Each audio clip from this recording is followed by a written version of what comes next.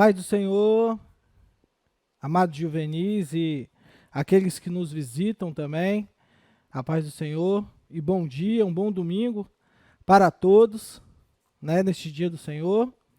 Hoje nós estaremos estudando a lição de número 3, que tem como título Conhecendo os Patriarcas, no dia 16 de janeiro de 2022.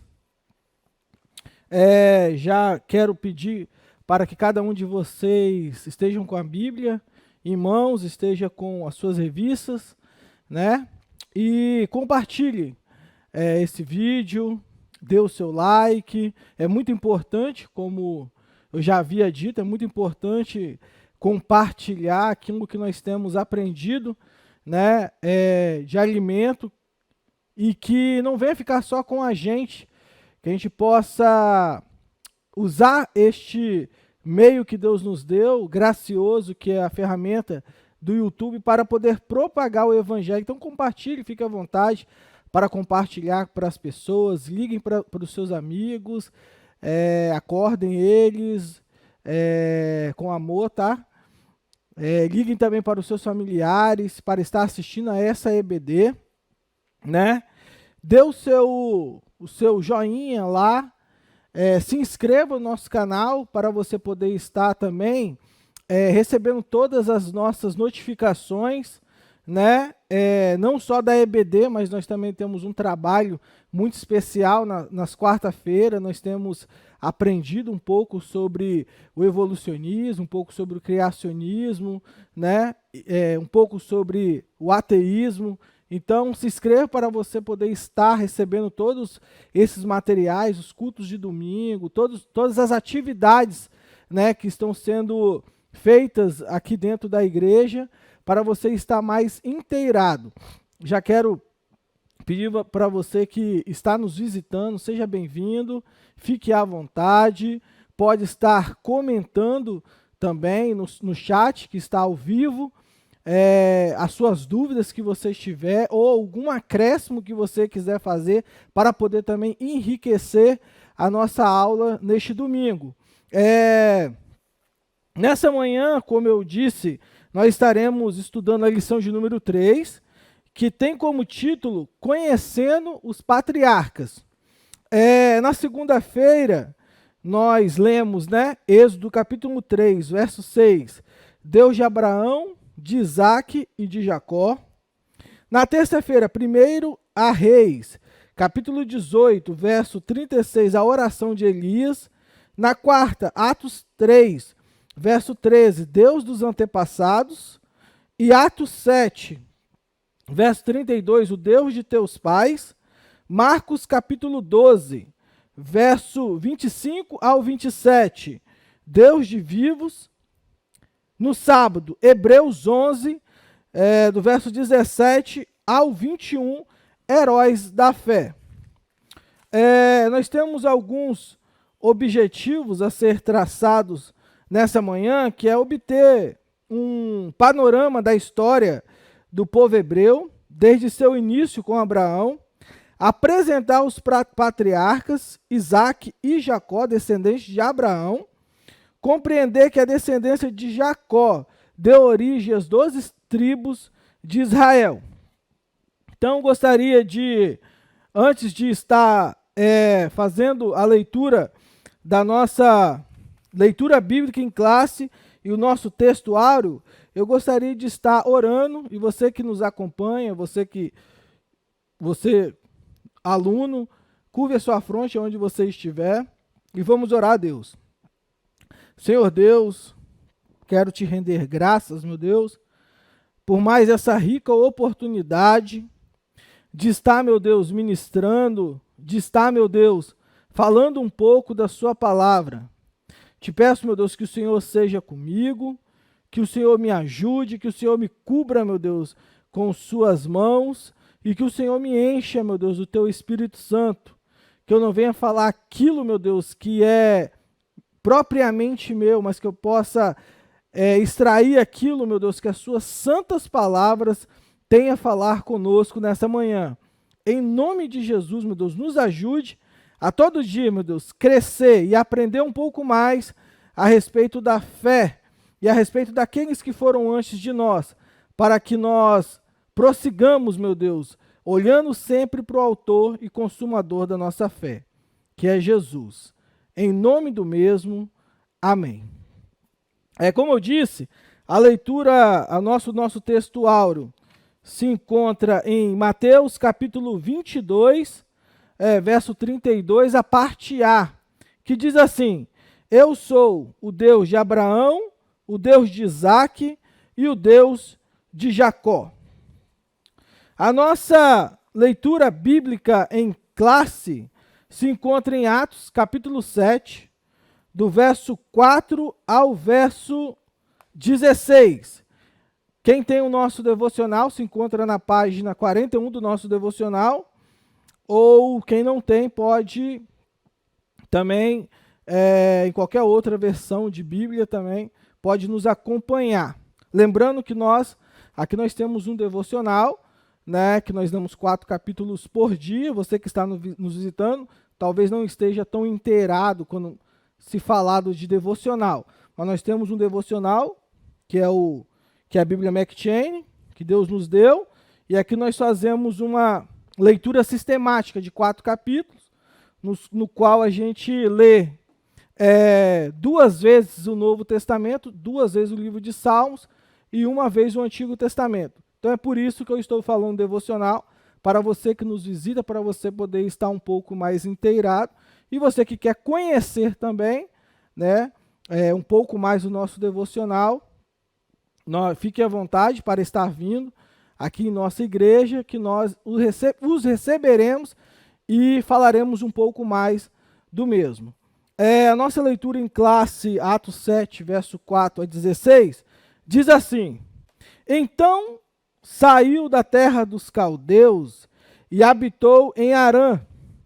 E dali, depois que seu pai faleceu, Deus o trouxe para essa terra em que habitais agora. E não lhe deu nela herança, nem ainda o espaço de um pé, mas prometeu que lhe daria a posse dela, e depois dele a sua descendência, não tendo ele filho.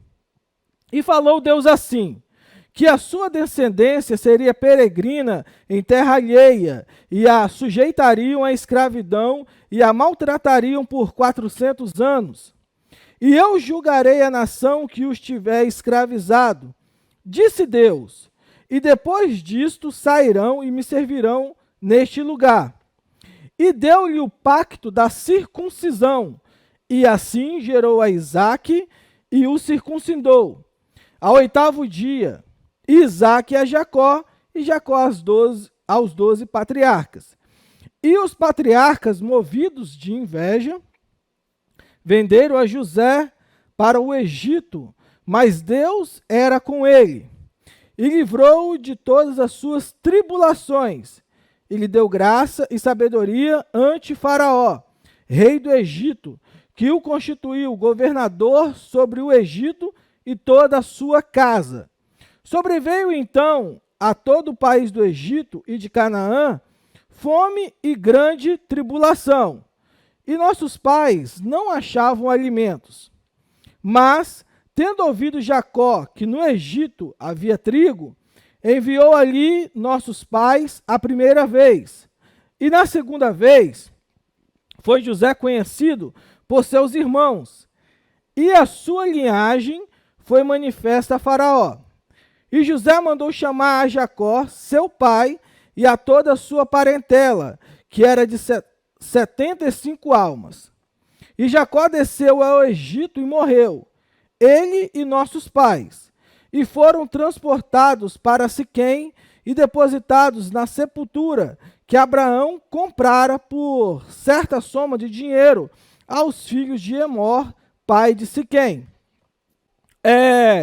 Como eu havia dito em uma aula antepassada, a harmonia que sempre vai ter em relação ao Antigo Testamento e o Novo Testamento. A lição que nós estamos estudando, que é conhecendo os patriarcas, um assunto que está no Antigo Testamento, e o autor aqui da revista, ele foi muito feliz em colocar um texto aqui do Novo Testamento para explicar um pouco do que aconteceu no Antigo Testamento. E é interessante nós olharmos para esse texto, como eu tenho feito nas outras aulas, para nós termos um plano de fundo, para nós entrarmos de fato na própria lição. Nós vemos aqui em Atos, capítulo 7, que é um sermão de Estevão, e todos nós sabemos que Estevão, ele foi um dos diáconos primitivos de Atos 6. Ele foi um dos mais destacados, se podemos falar assim, se podemos usar uma palavra para Estevão, talvez nós usaríamos que Estevão ele era um homem cheio. E o interessante é notar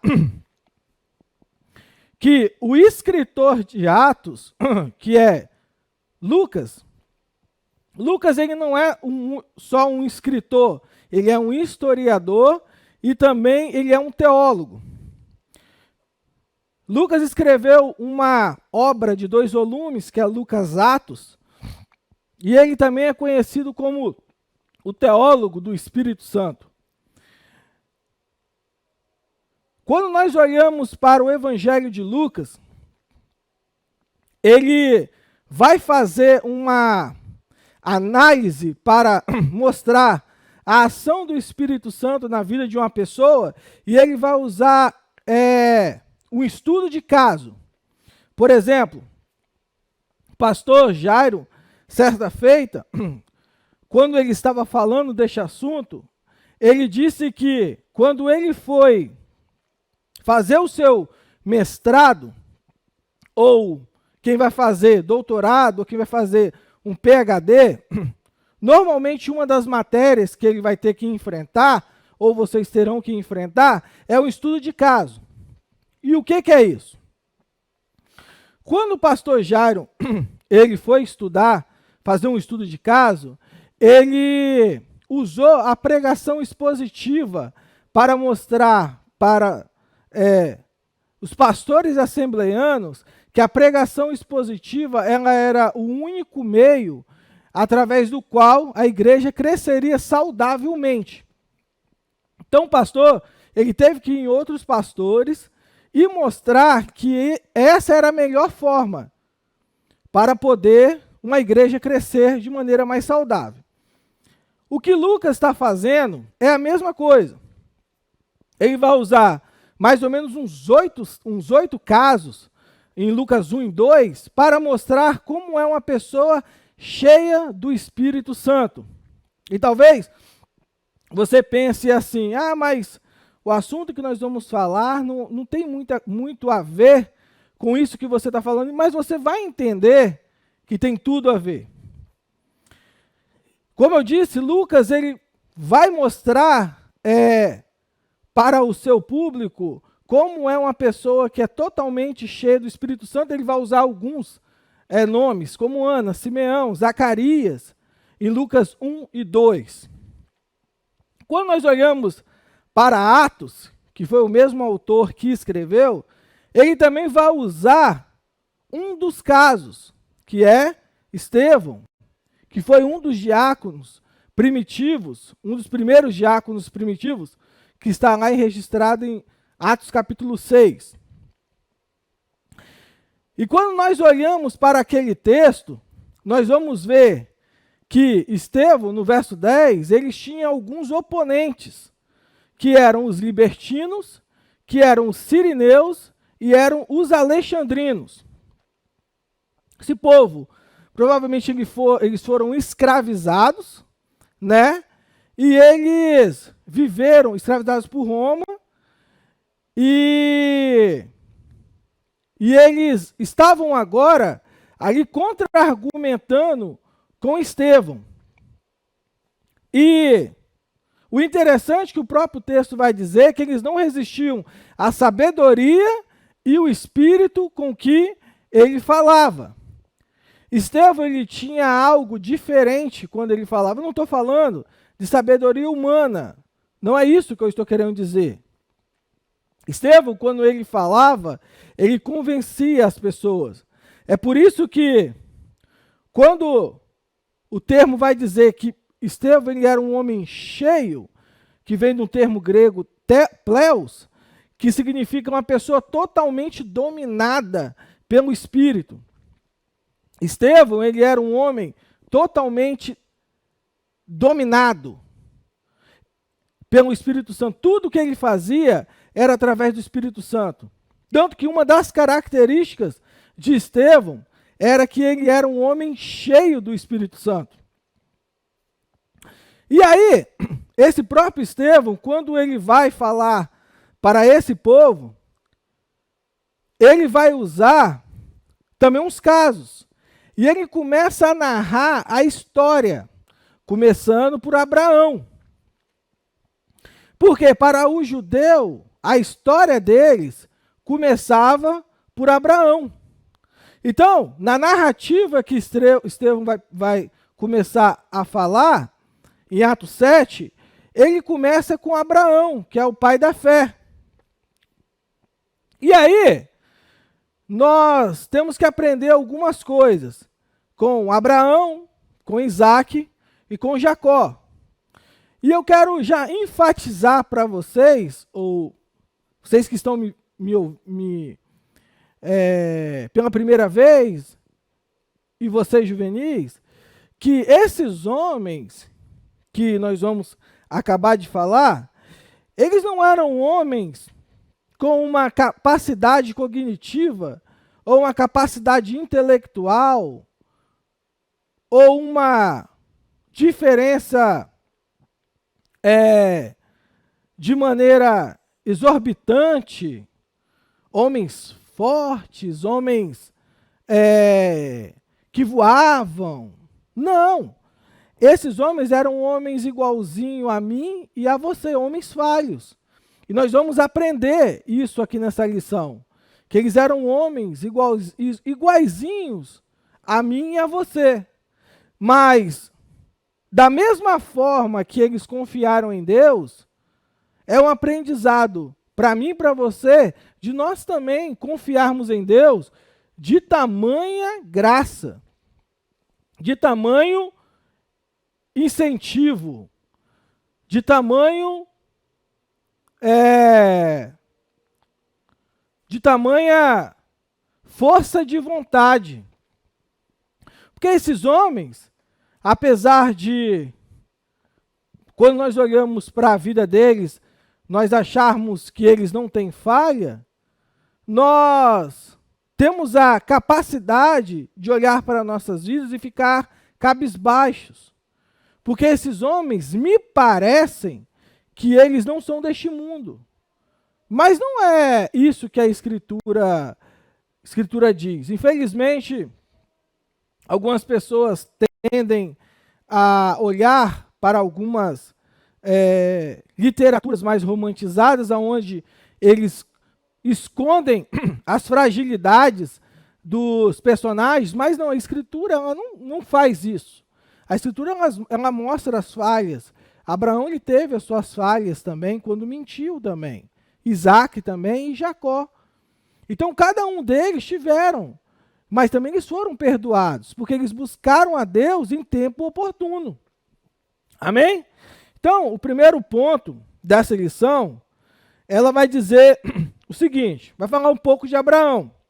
E eu vou estar lendo, e depois eu vou estar acrescentando algumas coisas a mais, práticas, para cada um de nós. Vai dizer assim, ó, Abraão, antes de ser chamado por Deus, era conhecido como Abrão, e vivia na Mesopotâmia, mais especificamente na terra de Ur dos Caldeus, local onde casou-se com Saraí, que posteriormente seria chamada de Sara. Todavia, Tera, pai de Abrão, saiu de Ur juntamente com sua família em direção a Harã, onde, tempos depois, foi sepultado. Após a morte de seu pai, Abrão foi chamado por Deus com a ordem: sai de tua terra e da tua parentela, e da casa de teu pai, para a terra que eu te mostrarei. Abrão prontamente obedeceu e levou consigo seu sobrinho Ló.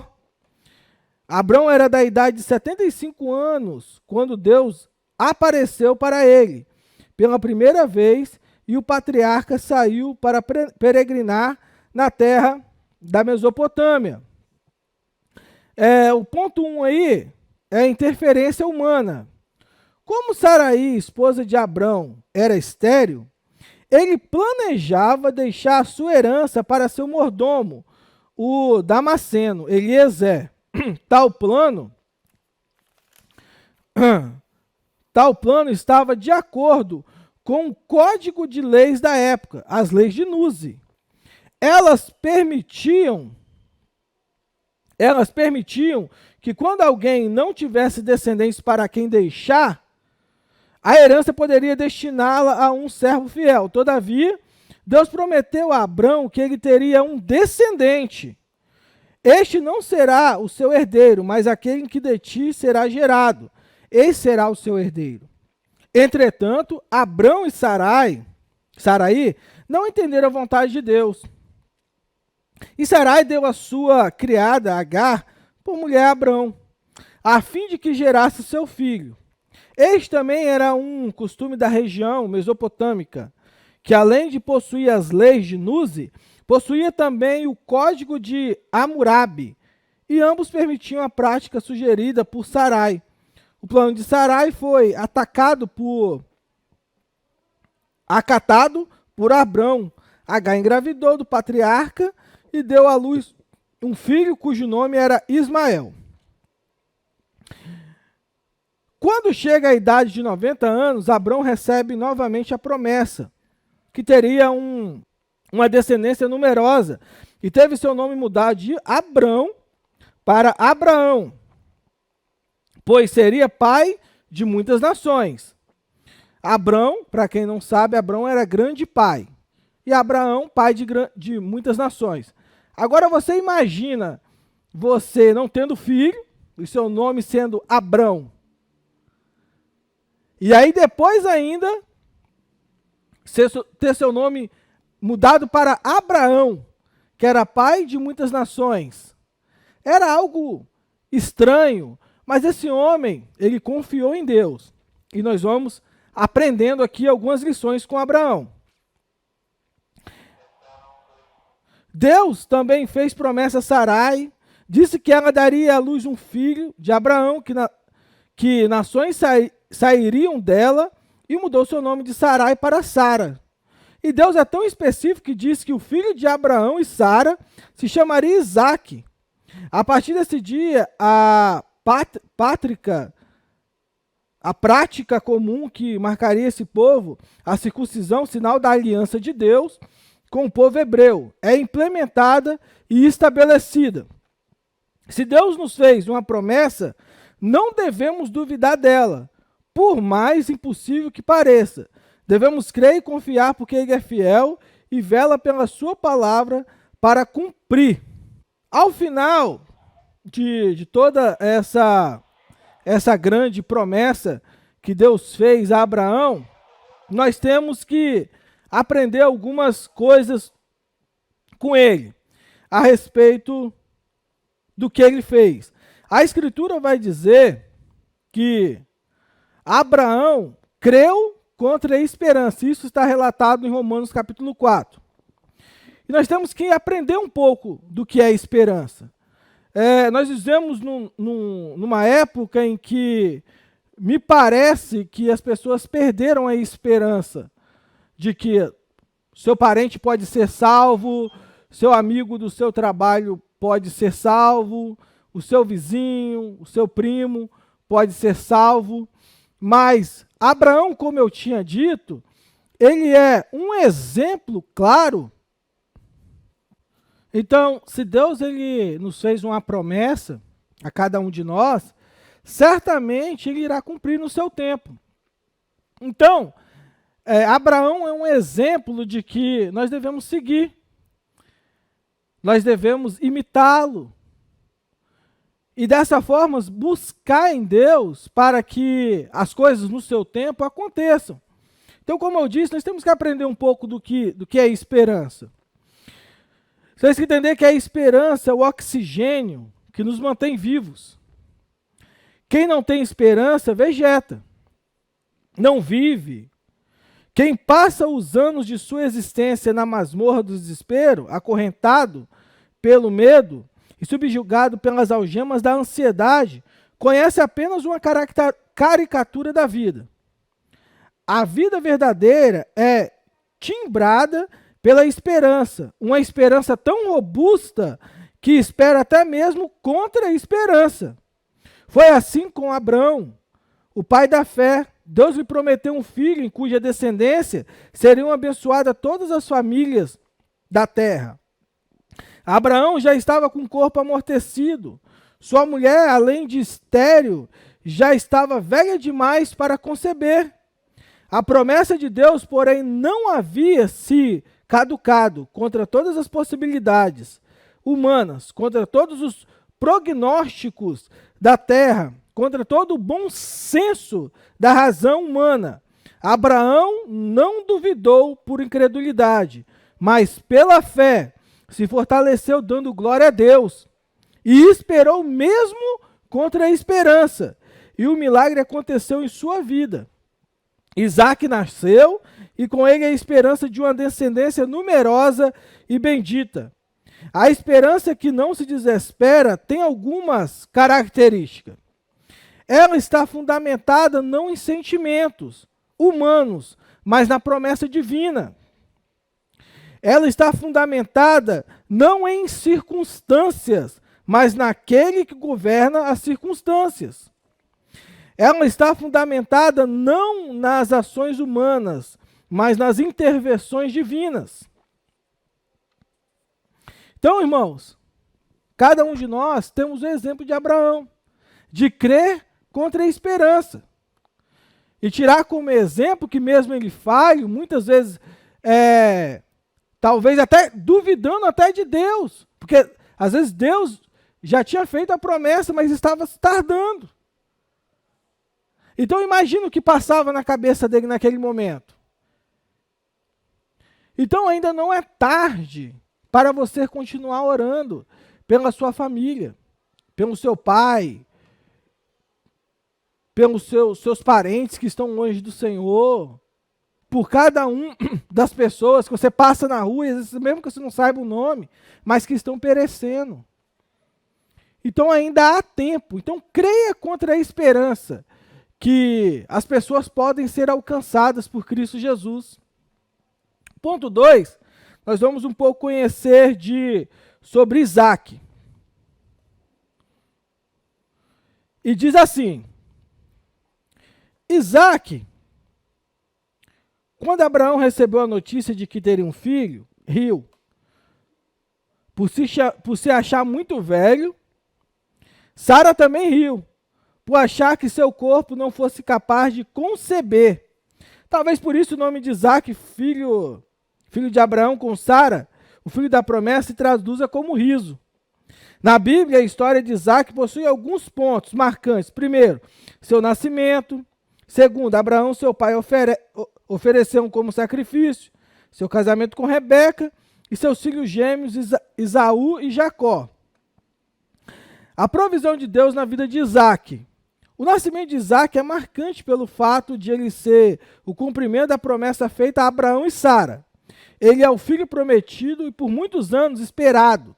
Mesmo assim, alguns anos depois, Deus provou a fé de Abraão no Monte Moriá, episódio no qual Deus providenciou o cordeiro.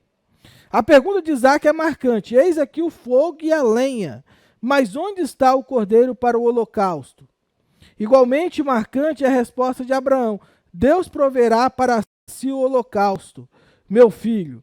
E de fato proveu. Quando Isaque chega em uma idade propícia para se casar, Abraão, que já era bem idoso, manda buscar em meio aos seus parentes uma varoa para Isaque, Rebeca, que sem saber tomou todas as atitudes que o servo de Abraão colocou diante de Deus e foi a escolhida para se casar com Isaac. Isaac e Rebeca se casaram e tiveram 2 filhos gêmeos, Esaú e Jacó. Isaac tinha preferência por Esaú e Rebeca tinha preferência por Jacó.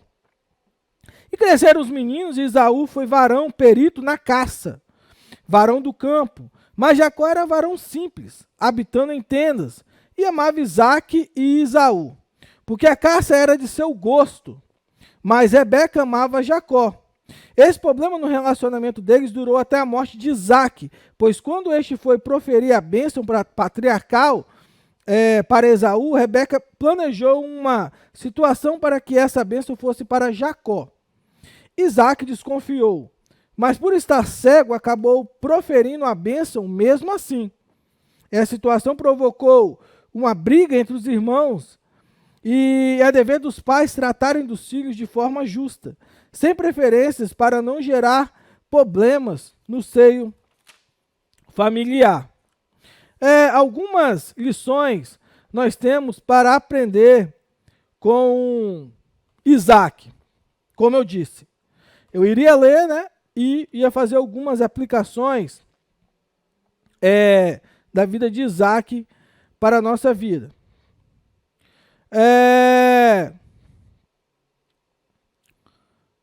No relato de Gênesis, capítulo 26, não vou estar lendo do verso 1 ao 36, nós encontramos a seguinte situação, uma crise. E nessa crise, nós temos que aprender alguma coisa. Isaac está em uma crise, né? Que na crise até parece uma encruzilhada, onde uns colocam os pés na estrada da vitória, outros descem a ladeira do fracasso. A crise revela os verdadeiros heróis. Uns ficam esmagados debaixo da bota dos gigantes, outros olham para os horizontes largos por sobre os ombros dos gigantes. Na crise, uns fracassam, outros triunfam. É no vento da crise que surgem os grandes vencedores. Mas em meio a essa crise, vamos ver o que Isaac fez.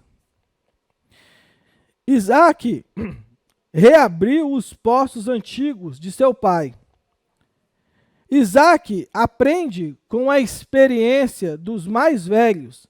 Ele não chama especialistas para cavar poços. Ele reabriu as fontes de vida que abasteceram seus pais.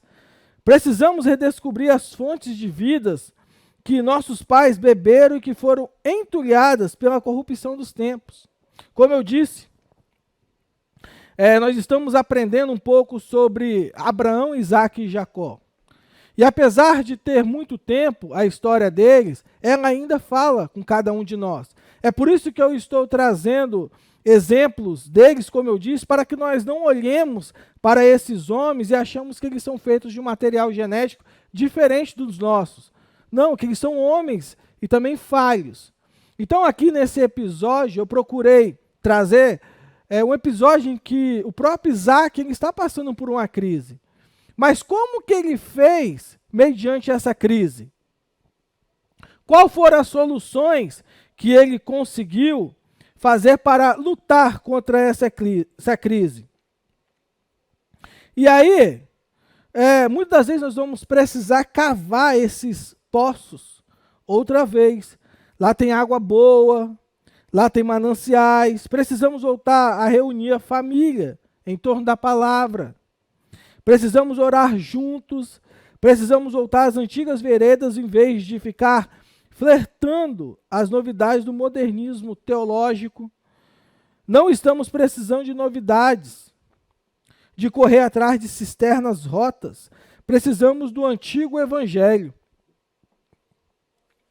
Segundo Isaac, era um homem empreendedor. Ele queria mais. Precisamos aspirar mais do que os nossos pais aspiraram. Precisamos avançar mais do que eles avançaram. Os melhores dias não ficaram para trás, estão pela frente. Nada de saudosismo. Não podemos deixar que as experiências do passado sejam um limite, mas das nossas buscas.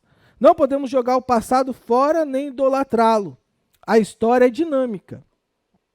Devemos aprender com o passado, viver no presente com os olhos no futuro.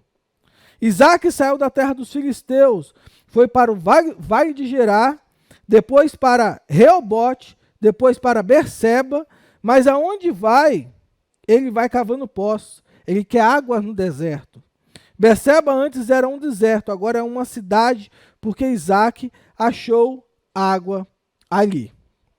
Então, da mesma forma, nós aprendamos com os mais velhos, mas que a gente não fique só olhando as histórias e o que Deus fez.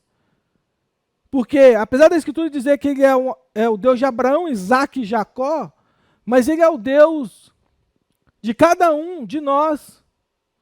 De cada um. Eu não vou citar os nomes de cada um dos juvenis, porque eu acho que eu seria injusto se eu esquecer de algum de vocês. Mas ele é o Deus de cada um de vocês. Ele não é um Deus só do passado. Não, ele é um Deus do presente. Ele diz que ele é o alfa e o ômega. Ele é o Deus do futuro também. Então, cada um de nós, Deus quer fazer as mesmas obras. Deus quer nos encher.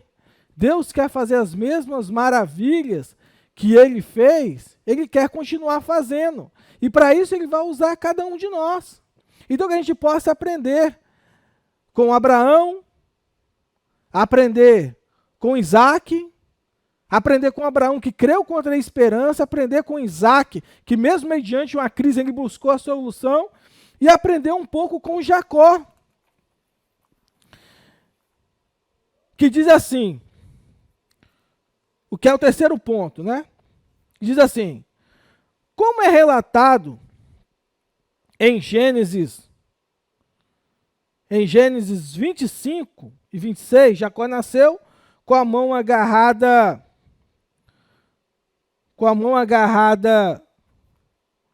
ao calcanhar de Esaú, por isso recebeu o nome de Jacó, que significa suplantador. E de fato ele ficou conhecido por comprar a primogenitura do seu irmão por um prato de lentilhas e enganar o próprio pai para obter a bênção destinada ao primogênito. Mas é também um dos homens mais importantes na história do povo hebreu, pois são de seus filhos que surgem as 12 tribos de Israel. O patriarca passou por muitos problemas, por ter se aproveitado de um momento de fraqueza de Esaú para comprar sua primogenitura e também por usurpar a bênção patriarcal de seu pai. Isaac atacando o plano de sua mãe Rebeca. Após alguns anos, finalmente Esaú e Jacó se reencontraram e se reconciliaram. Jacó foi perdoado. O momento mais marcante da vida do patriarca certamente foi o de seu encontro com Deus no vale de Jaboque, local onde ele luta contra um anjo que toca a sua coxa e deixa manco. Foi neste encontro que Jacó teve seu nome mudado para Israel e sua história foi transformada para todo sempre. Israel não é apenas o seu nome, é também o nome da futura nação que seria formada e que conquistaria a terra prometida, Canaã. Jacó teve 2 esposas e 2 concubinas, gerando 12 filhos homens, que deram origem às 12 tribos de Israel. Jacó teve o privilégio de viver o suficiente para ver seus netos crescerem e ainda fazer parte da comitiva que habitaria no Egito sob a governança de José. Então vamos aprender um pouco também com Jacó. Lá em Gênesis capítulo 32, verso 22 a 32, como eu disse, não vou estar lendo o texto, mas lá vai contar um pouco do amor de Deus para com esse homem. Deus também, ele não abre mão de nenhum de nós. O seu amor para cada um de nós é determinado, incansável, vencedor. Não depende de quem você é e nem de como você se comporta. O amor de Deus por cada um de nós é eterno. A causa do amor de Deus por você não está em você, mas nele mesmo. A vida de Jacó nos ilustra essa verdade de forma gloriosa. Deus ama Jacó a despeito do próprio Jacó. O amor de Deus por cada um de nós não é causado por fatores externos. Deus o amou e o escolheu soberanamente, livremente, independente dos seus méritos. Deus disse para Rebeca: o mais velho servirá ao mais moço. Deus disse que seu amor por Jacó foi um amor incondicional. Eu vos tenho amado, diz o Senhor, mas vós dizeis: em que nós temos amado? Não foi Esaú, irmão de Jacó? Disse o Senhor: todavia amei a Jacó, porém aborreci a Esaú. Deus nos escolheu em Cristo, não por causa das nossas obras, mas para as boas obras. Não porque éramos obedientes, mas para a obediência. Deus nos escolheu quando éramos pecadores, quando estávamos mortos. Ele colocou o seu coração em nós, antes mesmo da fundação do mundo, antes dos tempos eternos. E é interessante, neste relato, como eu disse que Jacó também teve as suas falhas, que nesse relato de Gênesis 32, Jacó, depois de salvo, tem um novo futuro, luz e reconciliação. Depois de ter vivido uma vida inteira de trevas, o sol nasceu para Jacó, a luz brilhou no caminho de Jacó, as trevas ficaram para trás, tudo se fez novo na vida dele. Um novo coração, uma nova mente, uma nova vida. Ele saiu manquejando, mas sua alma está livre. Esaú deve ter lhe perguntado: por que você está manquejando, Jacó? Ah, meu irmão, Deus me salvou, hoje eu sou um novo homem. Tenho uma nova vida. Aquele velho Jacó morreu e foi sepultado no val de Jaboque. Agora eu sou uma nova criatura. O sol nasceu para mim. Deus transformou o ódio de Esaú em amor, o medo de Jacó em alegria, e aquele encontro temido que acenava uma briga, uma contenda, uma guerra, transformou-se numa cena de choro, abraços, beijos e reconciliação. Deus transforma a nossa vida completamente. Ele nos reconcilia com os nossos inimigos. Ele alivia o nosso coração da culpa e do medo. Percebam que precisou de Jacó passar por cada uma dessas coisas. Como eu disse, cada um deles eram homens falhos. Abraão com as suas dificuldades, Isaac também com as suas dificuldades, e Jacó também com as suas dificuldades. E eles são exemplos para cada um de nós nessa manhã. Como eu disse, que eles não eram homens com a capacidade intelectual avançada, a ponto de que nós olhássemos para eles intocáveis. A Escritura não relata isso. Apesar de eles serem os nossos pais na fé, Abraão, Isaac e Jacó também teve as suas falhas, teve os seus desafios. E é interessante que quando nós olhamos para a Escritura, principalmente em Hebreus capítulo 11, nós vamos ver lá um relato muito específico dos heróis da fé. E eu gostaria de ler alguns versos para vocês. Hebreus capítulo 11, quem puder abrir a sua Bíblia, eu não anotei aqui a página, mas eu gostaria de fazer a menção de alguns versículos da Bíblia. Hebreus capítulo 11,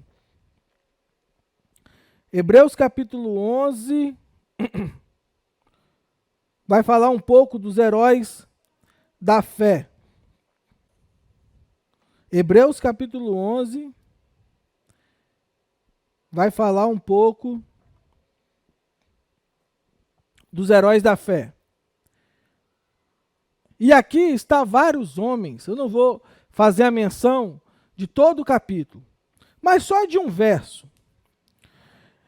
Creio eu, assim como o pastor Jário, que Hebreus foi escrito por Paulo, inclusive, Hebreus, ele só está no Novo Testamento porque os nossos irmãos, até o século, nossos irmãos do século 1 e 2, criam piamente que foi o apóstolo Paulo que escreveu essa carta. E em Hebreus capítulo 11 ele vai fazer um estudo de caso. E ele vai usar vários heróis da fé.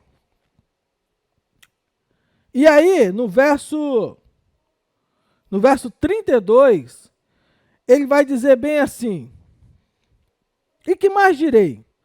Faltar-me-ia o tempo contando de Gideão e de Baraque, e de Sansão e de Jefité, e de Davi e de Samuel e dos profetas, os quais pela fé venceram reinos, praticaram a justiça, alcançaram promessas, fecharam as bocas dos leões, apagaram a força do fogo, escaparam do fio da espada, da fraqueza tiraram força, na batalha se esforçaram, puseram em fuga os exércitos dos estranhos, as mulheres receberam pela ressurreição os seus mortos, foram torturados, não aceitando o seu livramento, para alcançarem uma melhor ressurreição, e outros experimentaram escárnios e açoites, e até cadeias e prisões.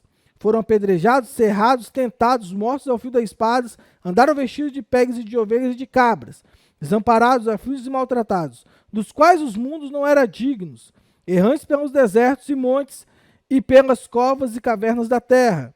E todos estes, tendo tido testemunho pela fé, alcançaram a promessa, provendo Deus alguma coisa melhor a nosso respeito, para que eles sem nós não fossem aperfeiçoados.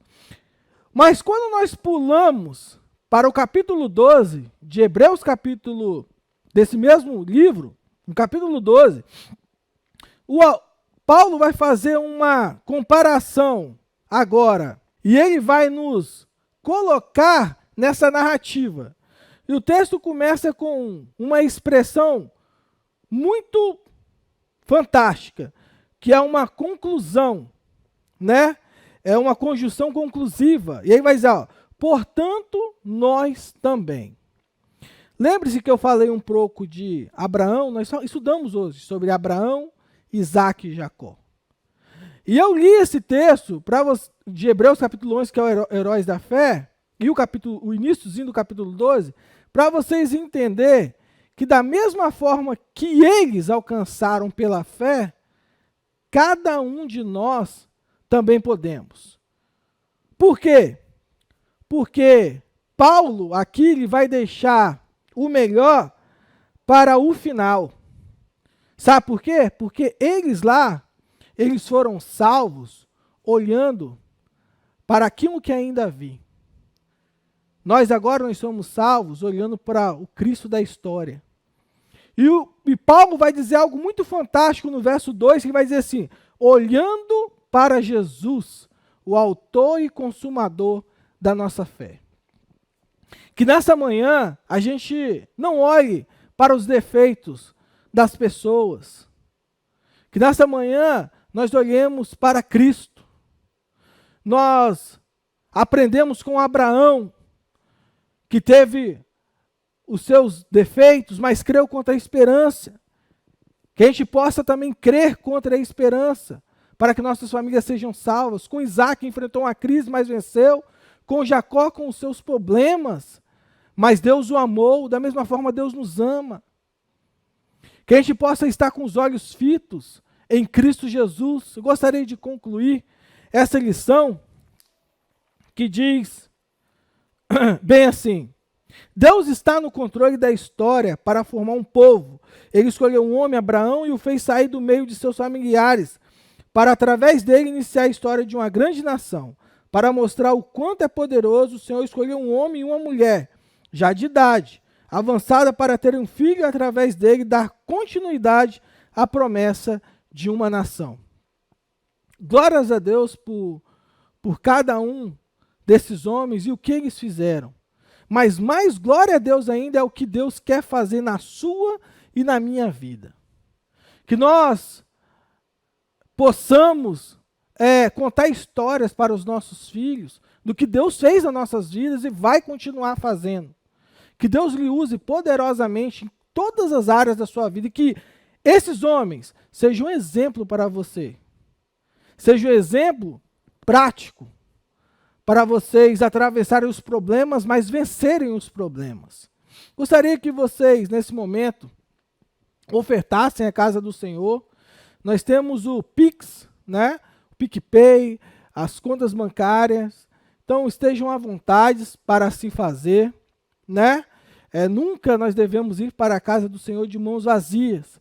E que essa aula possa falar o seu coração essa manhã, essa tarde, que você vai estar com a sua família e mais tarde no culto, que você esteja com o coração aberto para receber a porção diária.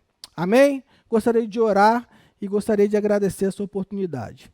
Senhor Deus, muito obrigado por mais essa lição que o Senhor me ajudou a trazer, meu Deus. Mesmo com as minhas limitações, mesmo com as minhas falhas, meu Deus, de português algumas vezes, mesmo, meu Deus, com a minha incapacidade, meu Deus, e a minha timidez, mediante, meu Deus, as câmeras, que o Senhor, meu Deus, me ajude, meu Deus, na minha incapacidade, na minha falta, meu Deus, de conhecimento das coisas, que o Senhor me ajude, meu Deus, e ajude a estes que estão me ouvindo a crescer juntamente comigo, meu Deus. Que o Senhor, meu Deus, em nome de Jesus, possa fazer uma obra em nós e através de nós. Que o Teu Santo Espírito, meu Deus, possa entrar nos nossos corações e fazer morada. Que o Senhor nos batize, meu Deus, com o Espírito Santo. Que o Senhor, meu Deus, nos use, meu Deus, como o Senhor quiser. Que nós sejamos, meu Deus, homens, meu Deus, e mulheres que incendiarão, meu Deus, uma cidade, um país, meu Deus, aonde nós estivermos, que as pessoas, meu Deus, que vão estar perto da gente, que a gente possa atraí-las, mas que elas possam se sentir, olhar para nós e se sentirem, meu Deus, diferentes, que a gente não venha imitar o mundo, que a gente, meu Deus, possa ser mais parecido com o Senhor Jesus Cristo, meu Deus, e que a gente possa, meu Deus, ser usado pelo Senhor poderosamente e de uma maneira especial, meu Deus. Que o Senhor, meu Deus, nesse dia possa fazer uma obra, meu Deus, nos nossos corações. E nunca, meu Deus, deixe que o nosso coração esteja gelado, mas que o Senhor acenda, meu Deus, uma chama no nosso coração e que ela nunca venha se apagar. No nome de Jesus, meu Deus, que eu oro. Amém.